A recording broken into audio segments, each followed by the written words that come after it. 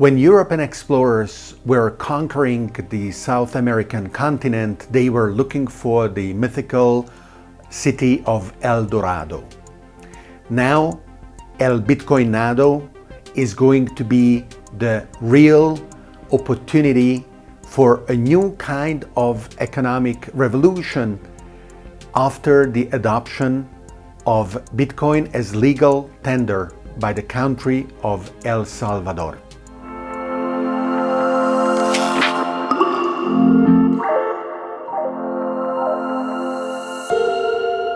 El Salvador approved legislation to adopt Bitcoin as legal tender. This will come into force 90 days after the signing of the legislation. And during these 90 days, there will be a lot of analysis of what are the implications of this, whether it is a momentous change in economic policy, not only for the country, but potentially representing a domino effect, or it is going to be just an experiment that will fizzle out. Legal tender is the definition of a monetary instrument that can be used to extinguish debt. In different jurisdictions, there are different implementations of this concept. For example, whether a business is obliged to accept cash, or if you go and pay for something that is $1,000 or $10,000 and you want to use pennies, they can actually legally refuse. Now, the countries that use their own money, of course, do so after hundreds of years of evolution in monetary policy. How money is managed is very important for the economy of a country and the well-being of its residents.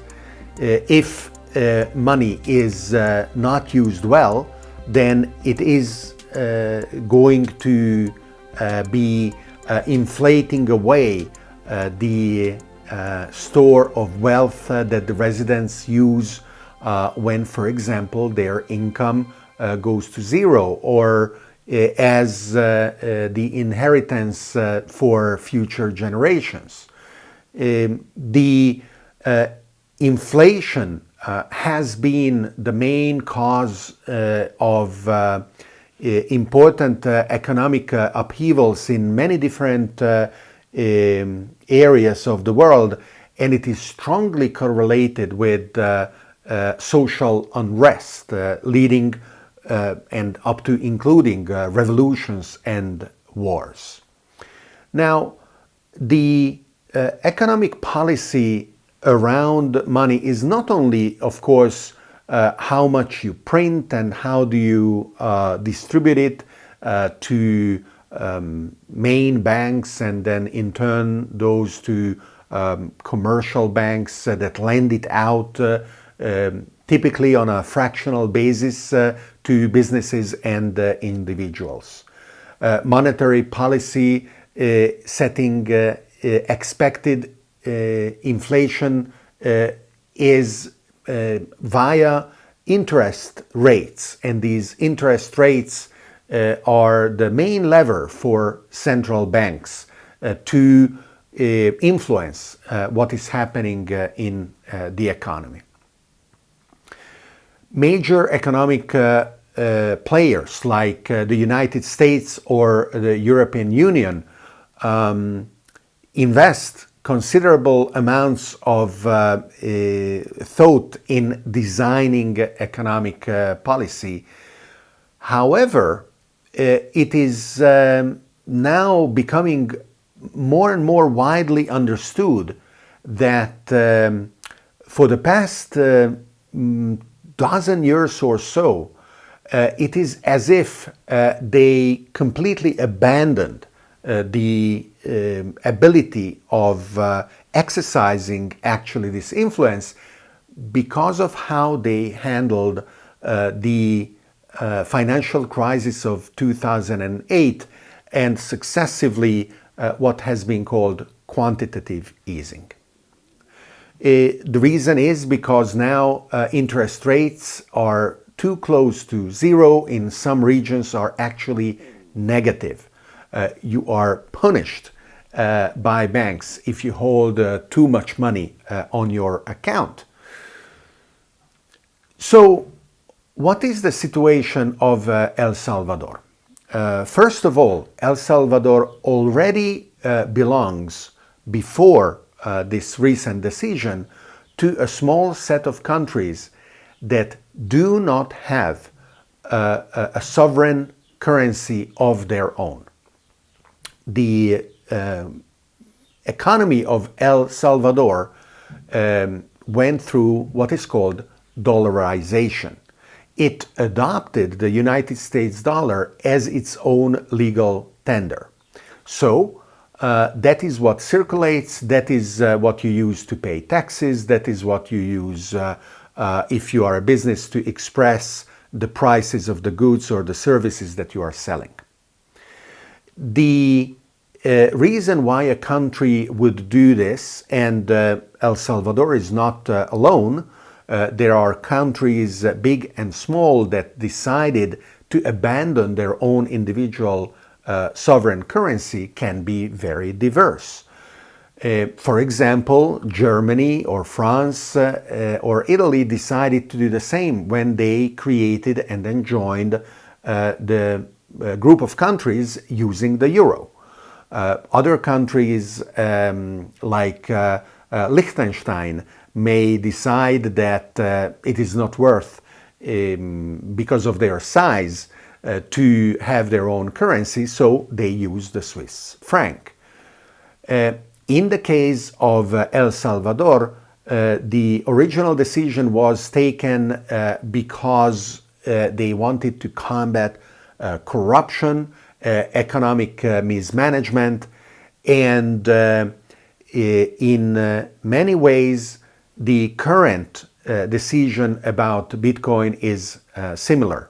At least in the words of the president of El Salvador, this will provide greater transparency, but also importantly, it will give ability to the vast majority of the population who do not have bank accounts and as a consequence don't participate in the modern financial economy to instead do so through Bitcoin.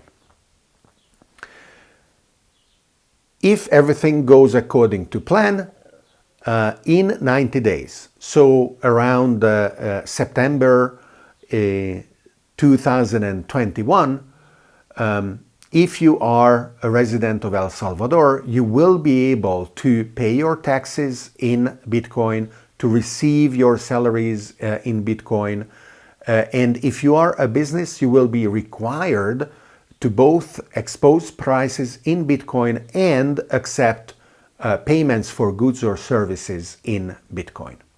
There are huge technical hurdles around this, and whether 90 days is going to be enough to implement the solutions to these hurdles is definitely to be seen.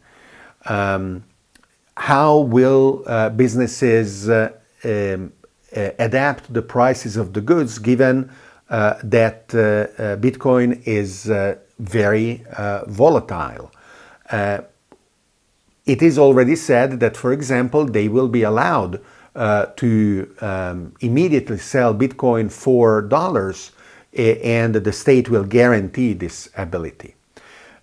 Will the individuals who haven't been able to open bank accounts adopt the digital wallets that are needed in order to then be able to pay in Bitcoin or receive first Bitcoin, one would hope, and then successively pay for products and services in Bitcoin? Or will they be hesitant, reticent, or just not sufficiently prepared, either from the point of view of the technologies that they use or the equipment that they have, mobile phones, internet connections, and so on. Regardless of whether 90 days is enough or 180 days is going to be needed before all the wrinkles are ironed out, the experiment in El Salvador is very important.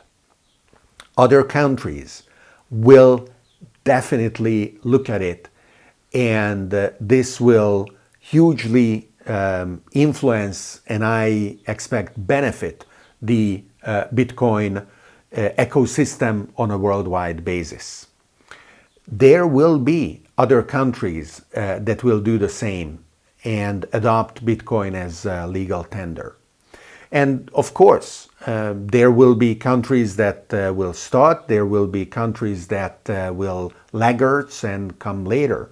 For sure, the countries in the Eurozone or China or Japan or the United States itself will be the last ones to surrender, if ever.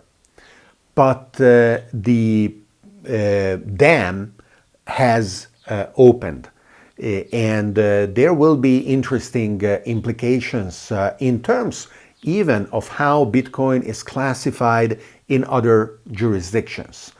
Rather than, for example, being a property that is taxed in a certain way when you buy it and sell it, it could be moving into being categorized from an accounting point of view as foreign currency, which, for example, under certain conditions in the United Kingdom, doesn't pay capital gains taxes when traded. Now, the opportunity is definitely there for El Salvador to be a trailblazing jurisdiction, to become maybe not the El Dorado that attracted conquistadores and was never found, but much better to be the El Bitcoinado, in reality a heaven of experimentation and of economic flourishing, inclusively with its population of 6 million people, giving rise to new classes of entrepreneurs, of startups that further provide interesting features both locally and, why not, globally to the Bitcoin ecosystem. Now, this is the first episode of Season 4 of The Context. I hope you enjoyed listening to it, and if that is the case, I invite you to become a supporter on Patreon at patreon.com/David Orban. I also have an online course at jolting.co where I talk about technologies that develop with an increasing rate of acceleration: artificial intelligence, quantum computing, blockchain technologies, and many others. So I hope you enjoyed this episode, and I will see you next week with episode 2 of Season 4 of The Context, about a topic that I don't know yet, because I pick it in order to provide value, but also to be current with what is going on in our world.